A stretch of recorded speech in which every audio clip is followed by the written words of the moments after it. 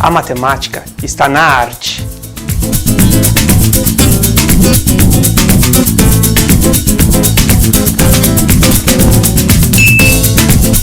Mathematik ist in der Produktion von Windeln.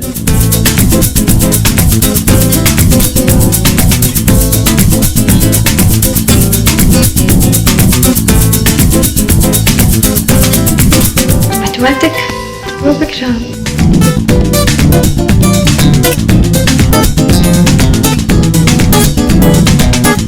Ang matematika sa sintas ng sapatos.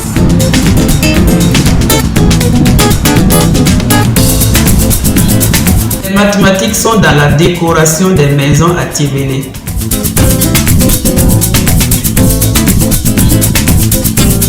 Las matemáticas están en las pirámides prehispánicas mexicanas.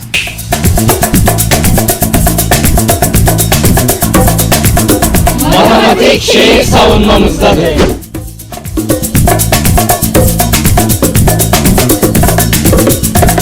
Wiskunde is mode.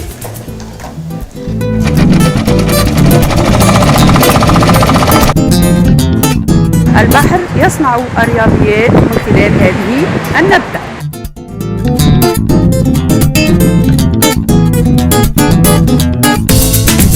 ગણિત પરાગ કણમાં છે.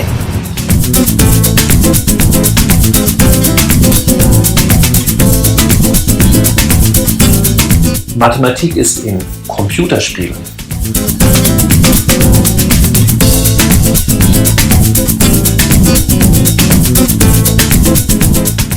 Las matemáticas están en las motos. Mathematik steckt in der Berechnung des Schwerpunktes.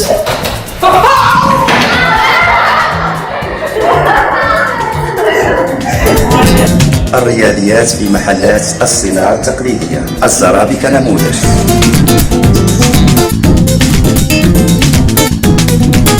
Matematik çay bardağında. Mathematik ist im Sombrero Weltjau.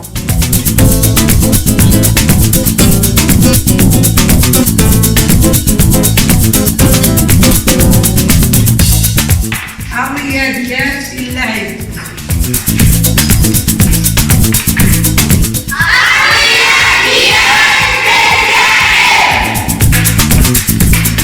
Las matemáticas están en un avioncito de papel.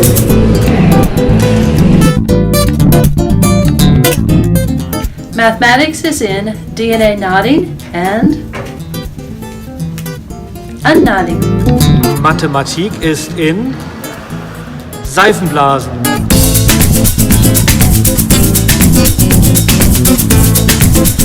Mathematics is in my garden. Matematika uz pozdrav suncu. Da da da da.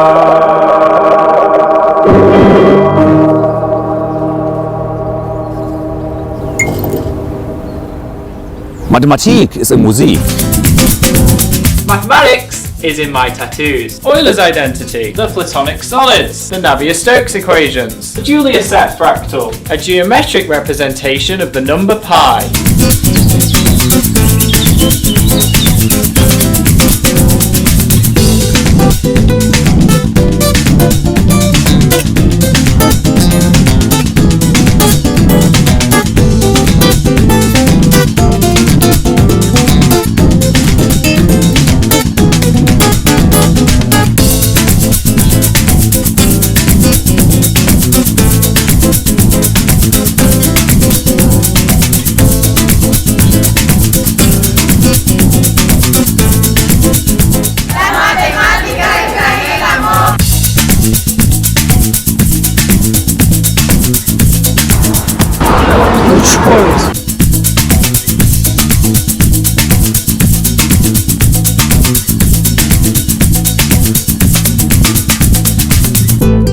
La matematica è nella pizza. La matematica è nello spinning.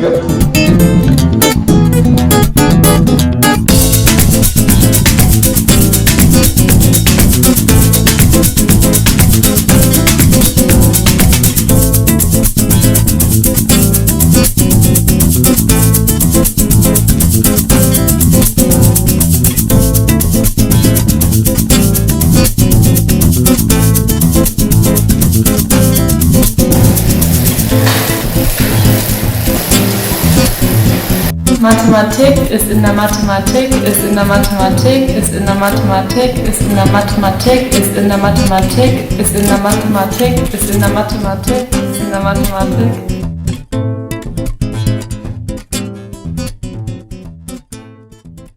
Nuestra siguiente ponente, ella es Laura Gómez Bermeo, matemática, especialista en matemática aplicada, con un máster en educación, gestión y liderazgo. Es docente investigadora en analítica de datos y educación matemática en la Universidad Sergio Arboleda en Bogotá, Colombia.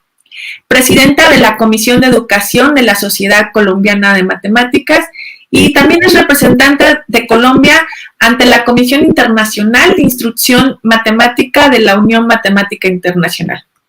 Ha sido conferencista TED y de divulgación matemática en múltiples eventos dirigidos a niños, niñas, jóvenes, padres y docentes.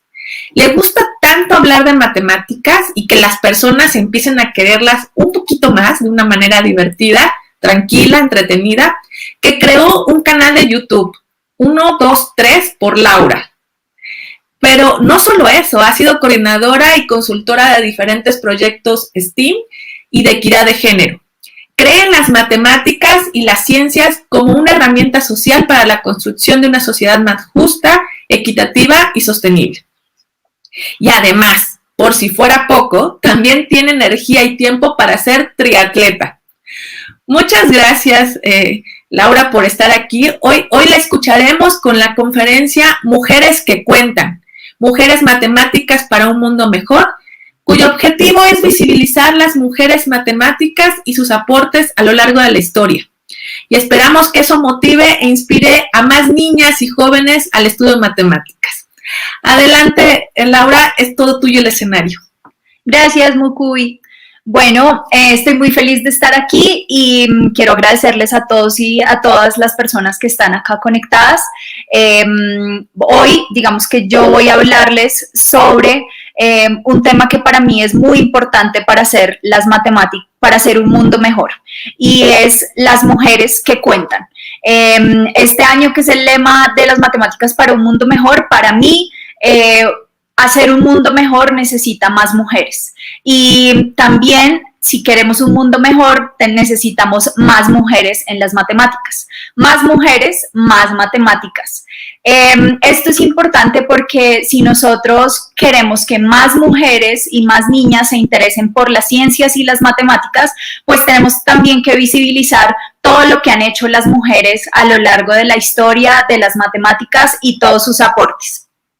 Eso se da porque siempre que hablamos de matemáticas tenemos un poco la idea de Pitágoras, Euler, Euclides, Gauss, Newton, pero muy pocas veces se nombran a las mujeres matemáticas que han hecho aportes tan importantes en la historia.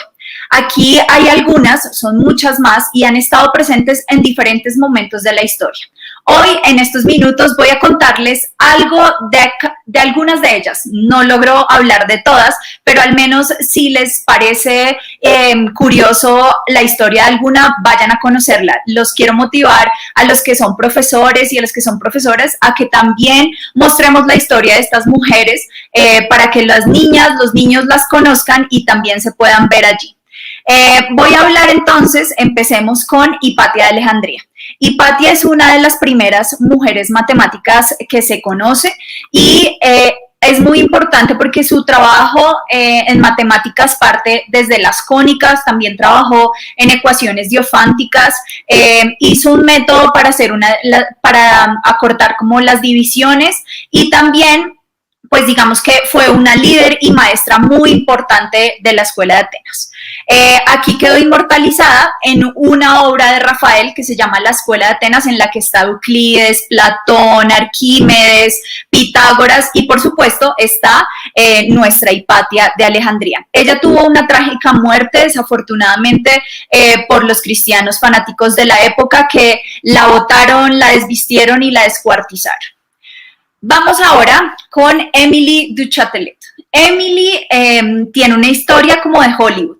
Les recomiendo mucho leerla. Pero lo que les voy a contar hoy es que ella fue muy importante porque en medio de toda una historia romántica que terminó, como siempre, en desamor, en medio de todo su desamor y con el corazón totalmente roto, pues se le dio por traducir el Principia Matemática de Newton, y eso fue muy importante para el desarrollo de las ciencias y de las matemáticas. Les voy a compartir una frase de ella en la que nos habla sobre la importancia de la participación de las mujeres en todas, digamos que estos estudios y artes que ella llamó de la mente. Sigamos ahora con María Agnesi. Ella fue italiana y fue conocida por varias cosas. Primero, porque ella realizó un libro muy importante que se llama Instituciones Analíticas, en la que hablaba de cálculo diferencial, cálculo integral, y es muy importante porque en este libro se lograron como fusionar los puntos de vista tanto de Newton como de Leibniz.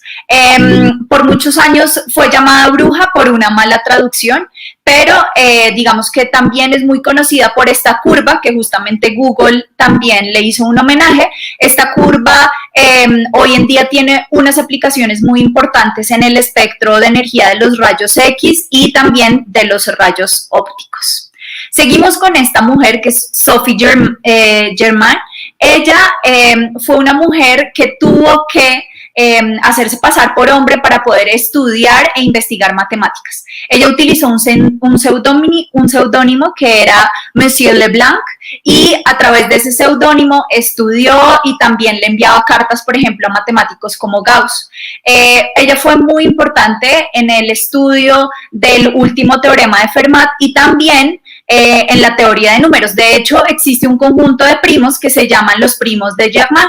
Esta es la condición para ser un primo de Germain, y estos son algunos ejemplos como el 2, el 3, el 5, el 11, 131, todos esos son primos de Germain. Sigamos con esta mujer. Florence fue una mujer que además de hacer trabajo en matemáticas, pues también fue enfermera. De hecho, el Día Internacional de la Enfermería se da en el día de su nacimiento, que es el 12 de mayo, y que coincide con el Día Internacional de las Mujeres en las Matemáticas, que más adelante vamos a ver. Pero ella fue muy importante porque fue enfermera en la guerra de Crimea y hizo muchos avances en toda la parte como higiénica para reducir la mortalidad de los soldados, y de hecho ahí nace todo su aporte a las matemáticas, que fue este tipo de estadísticas y para mí como la pionera de la visualización de datos que hoy conocemos, al crear el diagrama de la rosa, que es el que estamos viendo aquí. Aquí se representan las causas y la evolución de la mortalidad de los soldados. Algo muy importante es que Florence desde chiquita quiso ser matemática, pero le rogó a su madre y a su padre, y lo que le respondía mucho su mamá era pues que cuál era la utilidad de las matemáticas para una mujer casada, que era para lo que se veía en la época a una mujer. Vamos entonces con Sofía Kovalevskaya. Ella fue muy importante porque fue la primera mujer que obtuvo una plaza de profesora universitaria en Europa, y además hizo aportes muy importantes en análisis matemático, ecuaciones diferenciales y funciones abelianas. Hizo estudios aplicados de matemáticas en los anillos de Saturno y también estudió el tema de la propagación de la luz. Se conoce también por el teorema de Cauchy-Kovalevskaya y pues digamos que también fue muy importante porque fue la primera mujer catedrática en ciencias en la Europa del Norte. Seguimos con Amy Nether, una de las pocas mujeres que yo conocí mientras estudiaba matemáticas, pero una de las que más me inspiró. Ella es conocida como la madre del álgebra abstracta, trabajó en grupos, módulos, teoría de ideales de anillos y también en el tema de simetrías. Su trabajo fue muy importante para el desarrollo y para entender la teoría de la relatividad de Einstein. Él también tiene un teorema que es el teorema de Nether, no es el único, y aquí la vemos en una de sus facetas importantes, que era la de profesora. Esta es ella y como llamaban a sus estudiantes, que eran los chicos de Nether. Seguimos en esta maratón de mujeres matemáticas con Julia Robinson. Julia fue muy importante porque ella fue la primera mujer que fue presidenta de la American Mathematical Society y su trabajo en ecuaciones diofánticas también fue muy importante, además de su trabajo que fue fundamental para dar respuesta al 10º problema de la lista de Hilbert. Ya nos vamos acercando al final con esta mujer que ha sido muy importante en los últimos años. Mariam es una matemática iraní, fue una matemática iraní y en agosto de 2014 se convirtió en la primera mujer galardonada con la medalla Fields, que es como el Nobel de las matemáticas. Su aporte se dio, digamos que esta medalla se la dieron por todos sus aportes en el estudio de los espacios de módulo de las superficies de Riemann. Ella trabajaba temas de geometría, sistemas dinámicos y la aplicaba también a otras áreas. Ella es muy importante porque, bueno, yo hice este pequeño diagrama en el que se puede ver un poco todos los hombres que pasaron antes de que una mujer ganara la medalla Fields y todos los años que pasaron y que después de ella todavía no ha sido otra mujer la galardonada, pero dentro de su discurso ella dice que digamos que era uno de los primeros pasos para que más mujeres empezaran a ganar este gran premio. Y les quiero hacer la primera recomendación, que es este documental sobre ella, que es Secrets of the Surface, y lo pueden encontrar en esta página.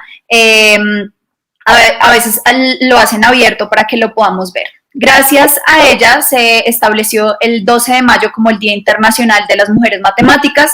Desafortunadamente ella, y como muchas de las mujeres matemáticas, ella murió por cáncer, muchas han muerto por cáncer de útero, de seno, y pues en conmemoración a todo su trabajo se estableció este día, así que en mayo tendremos otra celebración. Y voy a terminar con Karen, que es una mujer muy importante en las matemáticas porque además ha sido una luchadora incansable de la equidad de género. A ella le dijeron que nadie contrataba a las mujeres porque las mujeres debían estar en la casa y tener hijos. Y ella se fue en contra de todo esto, estudió matemáticas y en el 2019, hace poco, fue galardonada con el premio Abel, que es como otro Nobel de las matemáticas. Ese se lo dieron por sus investigaciones en ecuaciones en derivadas parciales y pues para ella, digamos que ha sido muy importante porque ella sabe que el que más mujeres ganen premios, el que más mujeres se visibilicen en las matemáticas, hará que muchas más niñas y jóvenes se animen a estudiar las matemáticas. Pasaron 16 años para que una mujer ganara el premio Abel, pero pasó y esperamos que sean muchas más. A continuación les voy a presentar solo una muestra de mujeres matemáticas en Europa, África, Asia, que son también muy importantes, aquí no me caben todas, que también han dado la lucha por la equidad de género en las matemáticas, como Silvi y otras mujeres que han desarrollado proyectos como retratos de matemáticas para que nos conozcan y también conozcan el trabajo de las mujeres y lo visibilicen. En Latinoamérica tenemos mujeres muy importantes como mis colegas colombianas Carolina Benedetti y Carolina Neira, también está Carolina Araujo, Valeria Alicia Dickenstein, Argentina, que ha sido galardonada con el premio L'Oreal y que es una de las mujeres más importantes en el desarrollo de las matemáticas en Latinoamérica. También pues digamos que todo esto, toda esta charla tiene como un fin y es esta frase un poco que traducí al español y es que es increíblemente importante ver la representación femenina porque al ver mujeres, las niñas y nosotras también como mujeres las vemos y sentimos que podemos serlo también. Entonces eso nos muestra que es posible ser matemáticas, que es posible ganar estos premios, que es posible hacer investigación, tener doctorados, etcétera, etcétera. Estos son los libros de recomendación donde aparecen mujeres matemáticas, donde podemos aprender de la historia de mujeres matemáticas y que nos ayudarán también a ir complementando esa historia en la que por muchos años las mujeres han sido invisibilizadas e incluso borradas, como cuando también por ejemplo, en la traducción de Principia Matemática, su autora fue borrada porque no se creía en la época que una mujer fuera capaz de hacerlo. Entonces, es momento de revivir todas estas historias, de revivir a todas estas mujeres para que sigamos construyendo un mundo mejor. Les dejo aquí mi canal, ahí hay un video sobre mujeres matemáticas, una primera parte para si quieren conocerlas más, y además de los libros que les presenté y el documental. Y bueno, pues la idea es que también sigamos en contacto. Si conocen otras historias de mujeres matemáticas o temas que les gustaría saber de divulgación, aquí estoy para que me cuenten. Muchas gracias por este espacio y pues bueno, espero volvernos a ver pronto con todos estos grandes conferencistas. Muchas gracias, Laura. Interesante plática. La verdad es que yo ya me las apunté porque, bueno, muchas sí las conocía, pero otras, la verdad es que no. Y a mí me pasó igual, las conocí a la mayoría en los últimos años y estudiamos matemáticas, entonces eso a mí me pareció increíble y no me parece que tenga que ser y que siga pasando, así que invito por eso a todos los profesores y profesoras que hagan conocer a estas mujeres porque hicieron unos aportes muy importantes y sigan haciéndolos. Así es, Laura, hay que esforzarnos por visibilizarlas, ¿no? Porque no solo les estamos restando méritos, sino nos estamos perdiendo, ¿no? De sus aportaciones. Muchísimas gracias, Laura, y sí, ojalá y pronto podamos estar en otras reuniones. Universidad de los Andes, Colombia.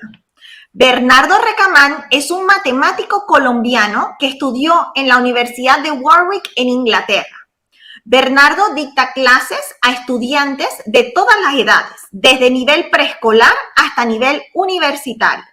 Sus intereses principales son la teoría de números y la teoría de grafos y el lugar donde se encuentran estas teorías. Desde pequeño leía los libros de Martin Gardner, por lo que Bernardo siempre ha sido un creyente en el poder de las matemáticas recreativas para animar la enseñanza. Es el autor del libro The Bogotá Puzzles, Dover 2020. Con ustedes, Bernardo. Janet, muchas gracias y gracias a todos los organizadores y a mis colegas en esta presentación. Yo quiero hoy hablar de por qué las matemáticas nos unen, por qué son nuestro lenguaje común.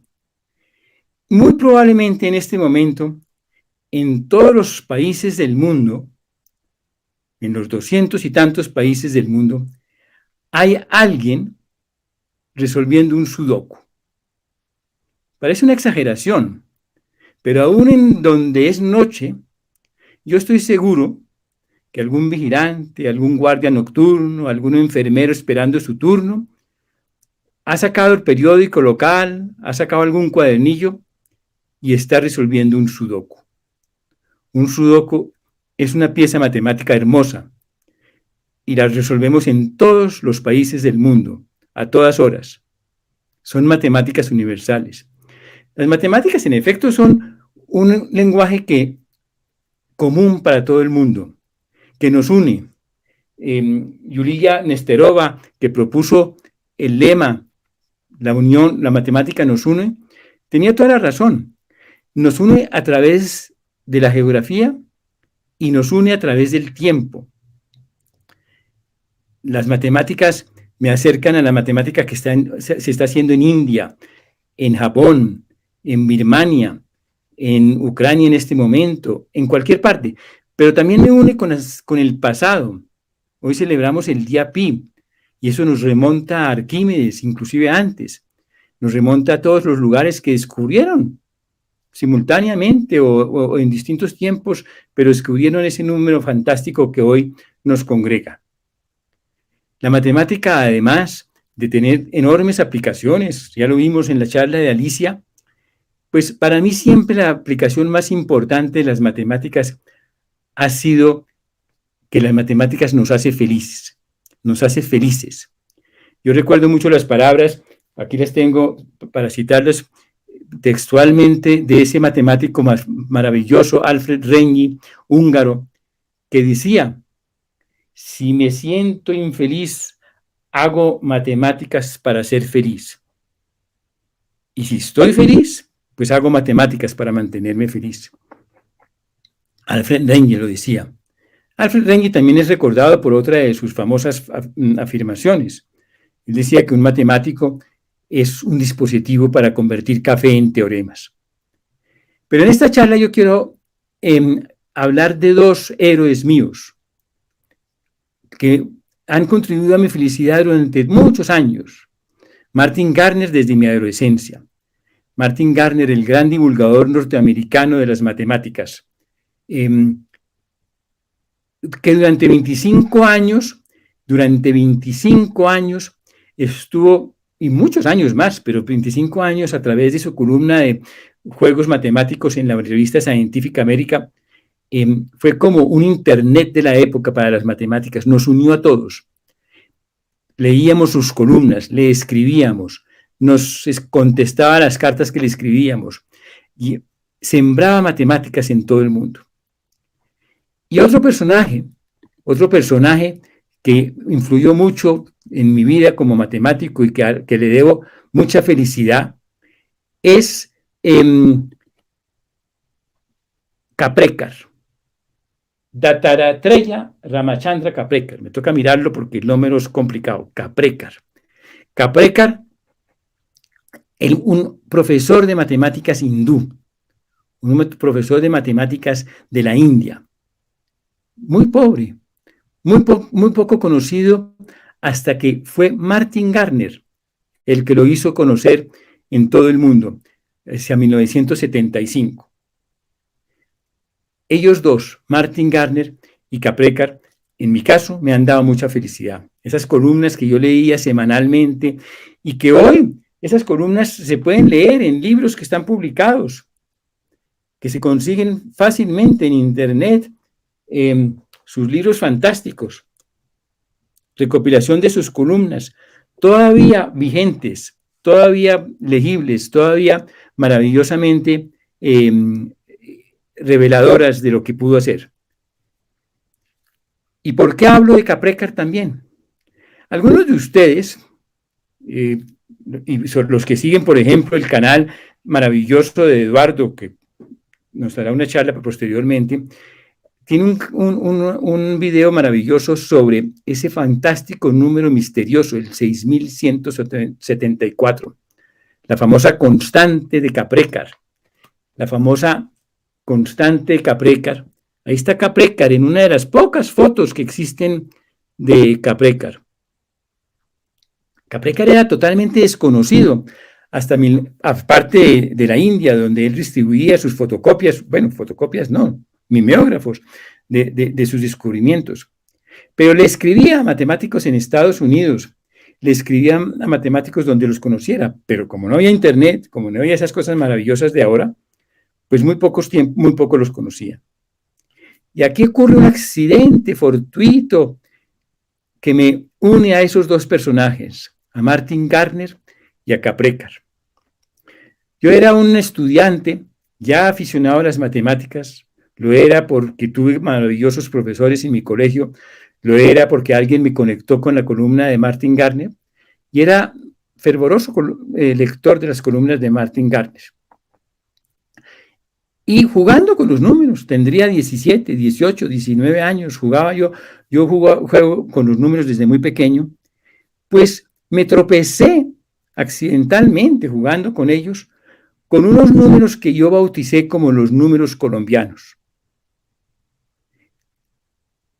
Mandé eso como un problema a una revista norteamericana de American Mathematical Monthly, y la American Mathematical Monthly aceptó el problema, creo que era el primer problema mío que aceptaba, y salió publicado en 1973, me parece.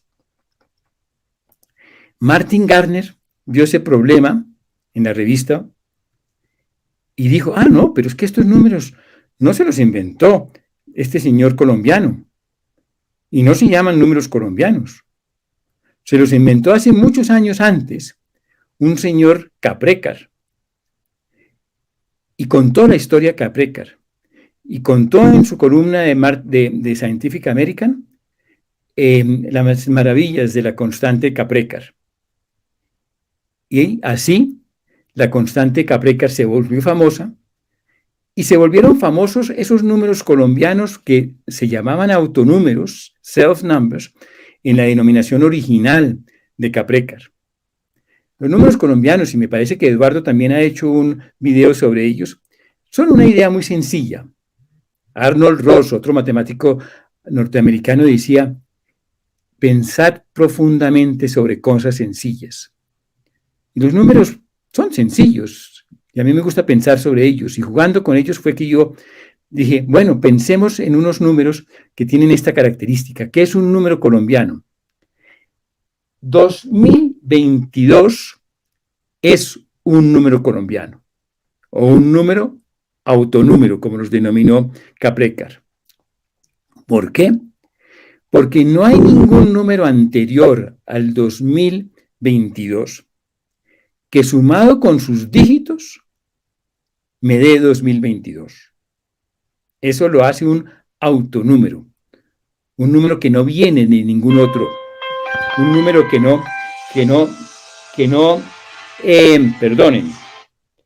un número que no depende de otros números, es un autonúmero. El 2021, en cambio, no es un número colombiano, no es un autonúmero. ¿Por qué? Porque sí hay un número anterior al 2021 que, sumado con sus 4 dígitos, de 2021. Ese es el número 2014. 2014 más 2, más 0, más 1, más 4, nos da 2021. Entonces, esta historia se las cuento para mostrarles cómo un matemático en la India, un matemático en Estados Unidos y un joven matemático, proyecto de matemático de 18 años en el año 1970, llegaba también a las mismas conclusiones. Las matemáticas nos unen a través del tiempo, a través de los años, a través de los tiempos. Muchas gracias a todos. Janet, muchas gracias. Muchas gracias, Bernardo, por su interesante intervención. Continuamos con nuestra siguiente expositora. Se trata de Natalia Jonard, quien nos acompaña desde la Universidad Nacional Autónoma de México. Natalia cursó la licenciatura, maestría y doctorado en la Facultad de Ciencias de la Universidad Nacional Autónoma de México, la UNAM, institución que le dio un par de preseas por haber hecho bien las cosas durante sus estudios: la medalla Gamino Barreda y la medalla Alfonso Caso. Al terminar el doctorado, Natalia realizó una estancia postdoctoral en la Universidad de Murcia, en España, y otra en la Unidad Juriquilla del Instituto de Matemáticas en México. Desde enero de 2015, Natalia tiene la fortuna de trabajar en la Facultad de Ciencias de la UNAM. Ahí dicta clases, hace investigación, dirige tesis y organiza eventos de difusión. Hoy, Natalia nos acompaña con una charla sobre ponerse de acuerdo es imposible. Sin más, con ustedes, Natalia. Hola, pues muchas gracias por el espacio para hablar el día de hoy. Estoy muy contenta de estar aquí. A ver, sí, yo me quedé pensando en el lema de este año: las matemáticas nos unen. Y pues lo primero que pensé es que a veces no estamos muy unidos, pero me pregunté, a ver, ¿qué pasa cuando un grupo de personas, digamos, civilizadas, tiene que tomar una decisión, tiene que elegir entre un número finito de opciones y no todo el mundo opina de la misma manera? ¿Qué hacemos en ese momento para tomar una decisión que nos deje contentos a todos? Pues lo más normal es votar, ¿sí? Se podría dejar al azar, pero es mejor votar.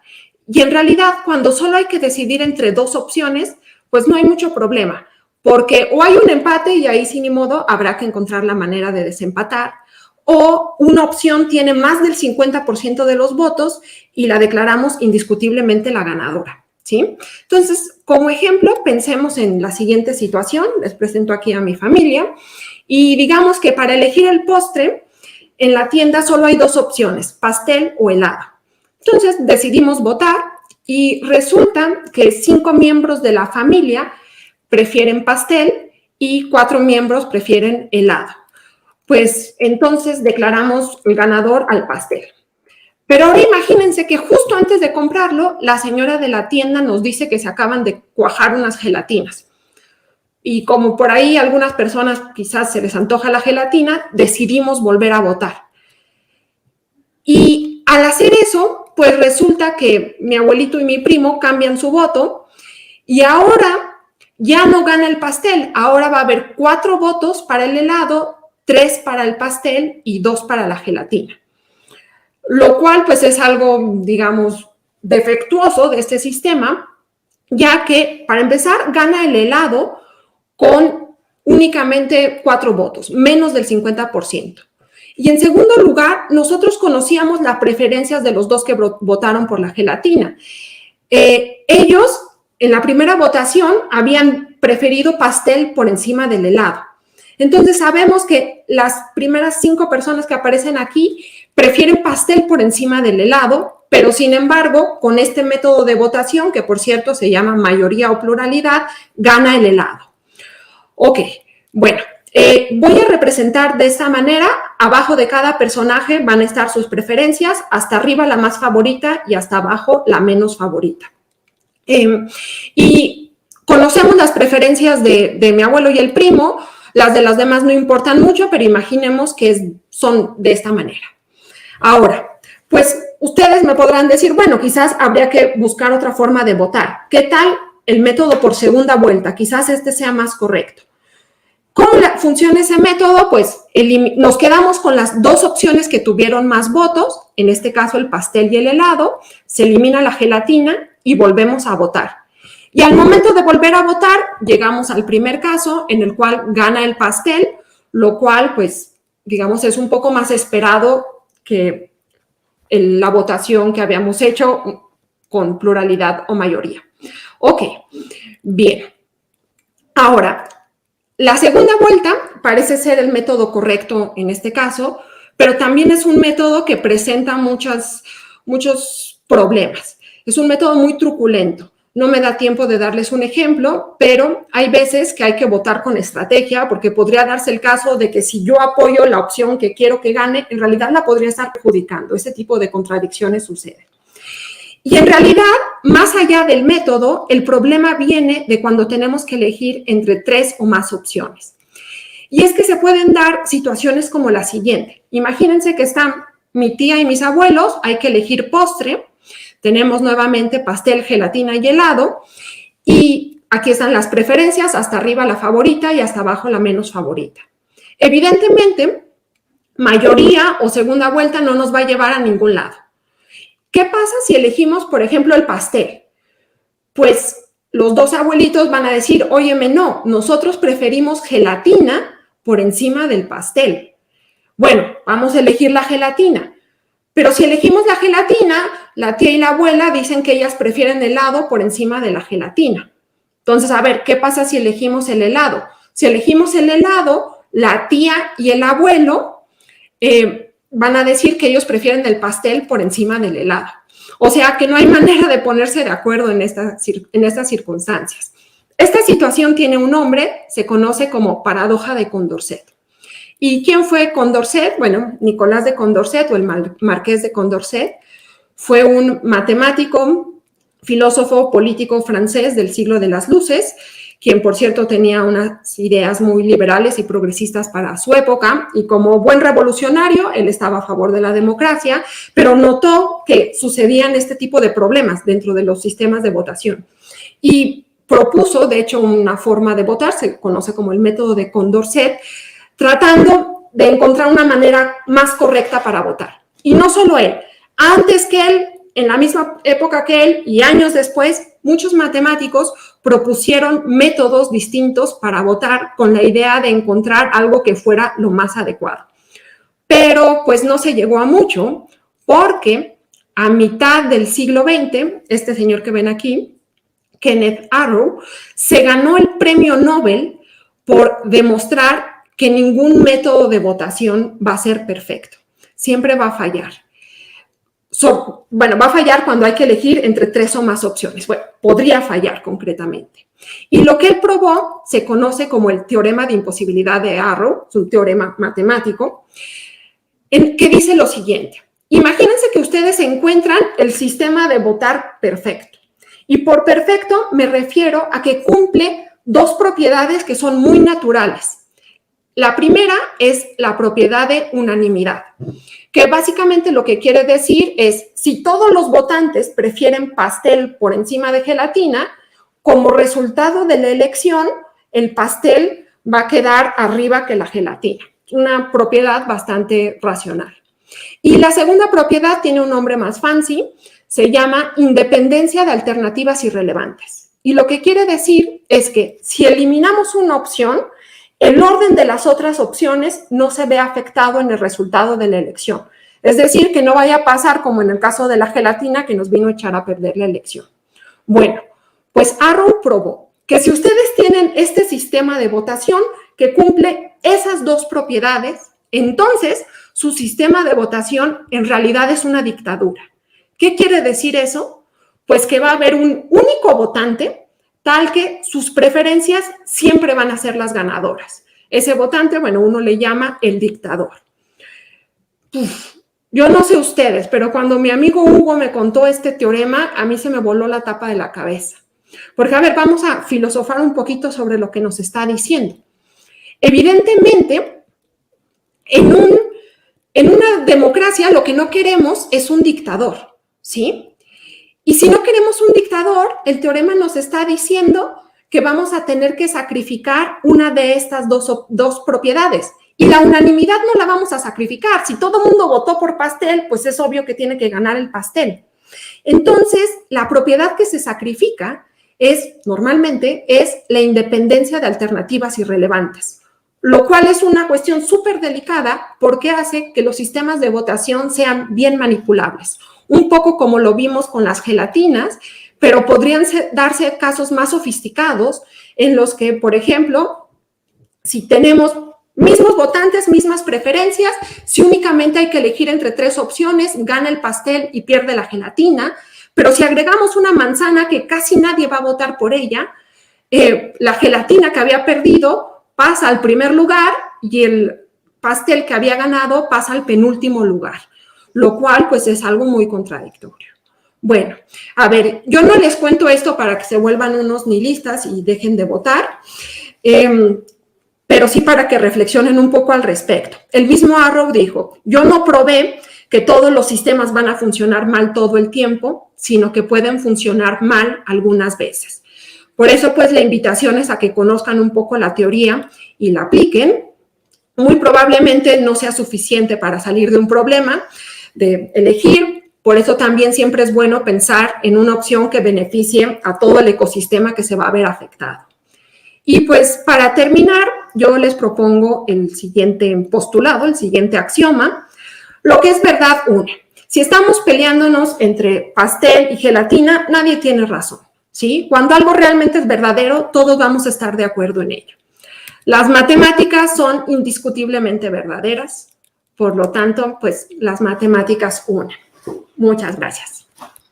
Maravillosa conclusión, Natalia. No sé ustedes, pero he quedado antojada por comer algo dulce después de esta participación. A todos nuestros expositores de vuelta, qué emoción esta sesión en español de la celebración global del año 2022 del Día Internacional de las Matemáticas ha sido espectacular, de verdad que sí. Me gustaría preguntarles a nuestros expositores si tienen algún mensaje final para los que nos están observando ahorita mismo. Tal vez mi mensaje final es que espero de que, además de que las matemáticas les resulten útiles, que resulten útiles para leer los diarios, ya se lee en internet, ya nadie lee el diarios, pero que todo lo que nos rodea, que nos ayude a discernir noticias falsas de noticias no falsas, que nos ayude a seguir estudiando otras cosas, y en muchos problemas concretos donde las matemáticas están jugando un rol muy importante, no solo en nuestra vida cotidiana, pero que además todos puedan disfrutarla tanto como nosotros la disfrutamos. el placer de pensar es enorme y es una pena que a veces nos veamos privados de pensarlo, sobre todo haciendo matemática. Y además, como ya dije, espero que nos unan en estos momentos tan complicados y tan tristes que estamos viviendo. Muchísimas gracias, Alicia. Bernardo, ¿tiene algún mensaje que le gustaría compartir? Pues sí, en efecto, las matemáticas en estos tiempos turbulentos y en los que pasaron durante la pandemia, yo creo que para muchos sirvieron como un refugio. Yo estoy seguro que en este momento hay personas esperando resultados, esperando la paz, pero que se refugian en las matemáticas, haciendo sudokus, resolviendo problemas, leyendo libros de matemáticas, pasatiempos. Yo tengo aquí entre mis libros, por ejemplo, este libro maravilloso de dos matemáticos ucranianos, de una familia de matemáticos ucranianos, ellos dedicados a crear pasatiempos matemáticos. Y, no viven en Ucrania, pero son de Ucrania, son de Kiev. Las matemáticas en tiempos turbulentos pueden servir de refugio, de alivio. Lo sabemos en la historia, tantos matemáticos que hicieron aportes estando prisioneros, estando huyendo, nos sirven de refugio.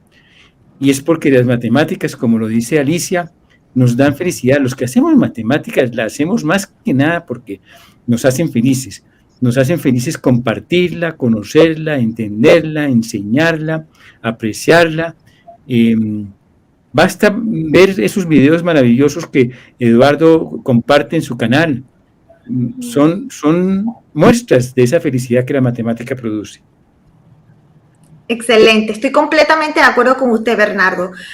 Justamente, antes de pasarle la palabra a Natalia, quiero decir unos comentarios sobre lo que dijo Bernardo, porque lo que dijo sobre la pandemia, completamente cierto. Por lo menos nosotros en la Fundación Panameña para la Promoción de las Matemáticas, Fundapromat, sí lo vimos, porque logramos crear esta comunidad internacional de muchas personas interesadas, tanto pequeños como grandes, interesadas en explorar la belleza y la riqueza de las matemáticas. Así que estoy completamente de acuerdo con usted, Bernardo. Natalia, ¿tienes algún mensaje final para nuestros participantes? Sí, a ver, dos creo. Uno es respecto a lo que contó Bernardo, me gustó mucho su plática. Y justo hace no mucho leí un libro de un psicólogo de nombre impronunciable, es algo así, Mihail Csikszentmihalyi, algo así, un nombre muy difícil. Y ahí citaba varios artículos en los que postulan que las matemáticas no se inventaron porque sean útiles, se inventaron porque son placenteras, porque es placentero pensar. O sea, sí es cierto que hay cierta practicidad, pero a final de cuentas el humano le gusta pensar. Quizás no sea así general, pero hay varios que nos gusta pensar. Entonces, me encantó en ese sentido. Y sí, claro, en tiempos truculentos, pues siempre van a ser un refugio. Lo otro es, bueno, también leí por ahí que después de la Primera Guerra Mundial fue como una consigna en distintas comunidades científicas hacerles la ley del hielo a los alemanes. O sea, fue como, salvo los matemáticos fueron como la única diáspora, digamos, que dijeron, hay muy buenos científicos matemáticos alemanes, nosotros los vamos a seguir invitando. Y creo que eso habla de lo fuerte que es la comunidad matemática, que en tiempos de guerra, posguerra, etcétera, todos van a ser bienvenidos, ¿no? Las matemáticas, pues, hablan por sí solas. Muy interesante, Natalia. Tampoco sabía ese dato. Muy interesante, ¿verdad que sí? ¿Eduardo? Bueno, yo creo que es una suerte y es una desgracia ser el último en esto, porque prácticamente todo lo importante ya se ha dicho. Y yo creo que, bueno, pues ya que me toca ser el último, voy a tratar de resumir esto en decir que las matemáticas son algo así como probablemente la herramienta más potente que tenemos para engrandecer ese lugar en el que todos podemos trabajar por un mundo mejor, en el que podemos unirnos. Hay muchas cosas en las que podemos estar en desacuerdo, en las que tenemos distintas soluciones y aún así podemos trabajar juntos, ¿no? Por ese mundo en el que todo el mundo tenga sus oportunidades de ser feliz, de disfrutar, de pensar en paz. Y creo que las matemáticas son una oportunidad muy buena para engrandecer ese terreno común que, por otros lados, está viéndose amenazado. Bueno, les comento que todavía nos quedan algunos minutos, así que me gustaría preguntarles, para los que deseen contestar, no quiero que se sientan nerviosos, pero para los que deseen comentar, ¿qué celebraciones han hecho en sus países por el Día Internacional de las Matemáticas? Bueno, yo sé que aquí en Colombia el movimiento ha ido creciendo mucho en los últimos años. Las matemáticas, quiero decir algo que realmente me alegra mucho, que las matemáticas en América Latina están pasando un momento maravilloso, un momento realmente estupendo. Voy a contar brevemente una anécdota pequeña. Yo conocí a Paul Erdos en el año 74, en un congreso en Finlandia, 78. Y Paul Erdos le gustaba conversar con todo el mundo, ponía un asiento y uno se sentaba al lado. Y le pregunté en alguna ocasión, Paul Erdos, ¿usted ha estado en América Latina? Ya se conocía que viajaba por muchos países. Y me dijo, no, allá ya no hay matemáticas. Me lo contestó francamente. Muchos años después, en el congreso en Zúrich, el último congreso al que él asistió, me volví a sentar a su lado y conversamos. Y le pregunté, profesor Erdos, ¿usted ha estado en América Latina? Recordaba que me había contestado unos años antes que no. Sí. Estuve en el IMPA, en Río. Y hoy sabemos, esta comunidad maravillosa de matemáticas en América Latina es poderosísima. Alicia, Natalia y Eduardo, que nos apoya desde España y tantos otros. Janet haciendo ese trabajo tan maravilloso, que en pandemia fue efectivamente refugio de muchos de nosotros. Bueno, en España se hacen muchas cosas. Es verdad que a mí me parece que es muy bonito que la mayor fuerza que se ha tenido en los actos que se hacen en el Día Mundial de las Matemáticas, tanto en estos últimos años, desde que la UNESCO lo declaró así, como en los años anteriores, donde se seguía y se sigue celebrando como el Día de Pi. Me parece muy bonito que una de las fuerzas más dinámicas en estas celebraciones son las escuelas. Son las escuelas de primaria y de secundaria donde se usan las matemáticas para algo que me parece que tenemos muy olvidado, que es celebrarlas. Que las matemáticas sean una ocasión para el disfrute. A mí me interesa mucho una escritora llamada Ursula Le Guin. Cada vez que tengo ocasión la cito. Y Ursula decía que ella no tejía una colcha para la cama por el interés de tapar la cama. Ella quería, por supuesto, tapa la cama y da calor, pero la quería bella. Quería que fuera bonita, que fuera hermosa. Yo creo que con las matemáticas pasa un poco a eso, ¿no? Son útiles, pero no las hacemos por eso. Las hacemos, coincido con vosotros, porque aunque la utilidad sea probablemente una pieza de toque para nuestra presencia en la sociedad, desde luego el impulso que las dirige a la acción de las matemáticas es la búsqueda de la belleza, del placer, de la felicidad, de la alegría, llamémoslo como sea, ¿no? Pero es algo más estético que utilitario y me parece bonito que desde la escuela se vea así. Me encantó esa metáfora, Eduardo.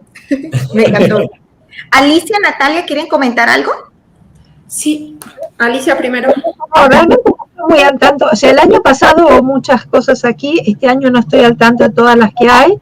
Sé que hay actividades muy interesantes de divulgación de la matemática en la provincia de Santa Fe, en Argentina, en particular en la llamada Facultad de Ingeniería Química, donde hay un departamento de matemática importante, y siempre hacen cosas sumamente interesantes. Estoy segura que organizaron algo, pero no sé exactamente qué, y me llegó un anuncio no de Argentina, pero de Perú, que hoy tenían un programa sumamente interesante también, muy variado a lo largo del día, en festejo al Día Internacional de la Matemática.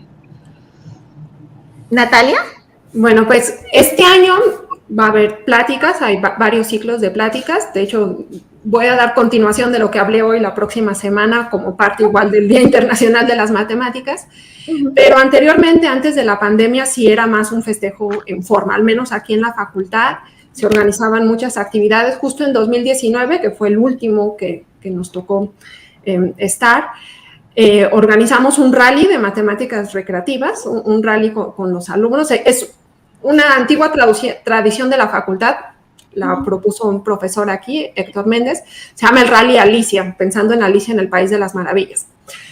Se mezcla un poco de matemáticas recreativas con matemáticas de ya de la licenciatura. Muy divertido, luego se disfrazan los alumnos, es bastante simpático. Y además de eso, pláticas, hubo películas, hubo transmisión de películas y cine debate después. En realidad era un día así bastante festivo. Se ponía un pi ahí en el patio de la facultad y todo el mundo, un pi grandote, así un número, todo el mundo iba ahí a tomarse fotos. En los últimos años nos hemos visto, digamos, reducidos al trabajo en línea, a las pláticas, pero aún así quisiera nada más mencionarlo porque para mí es algo muy positivo respecto a la pandemia. Coincide que justo el día de hoy, en la Facultad de Ciencias aquí de la UNAM, se regresó a clases presenciales. Después de 2 años de clases en línea, justo el día de hoy se regresó. Entonces, pues bueno, creo que es la mejor forma de celebrarlo porque es algo muy positivo. ¡Wow!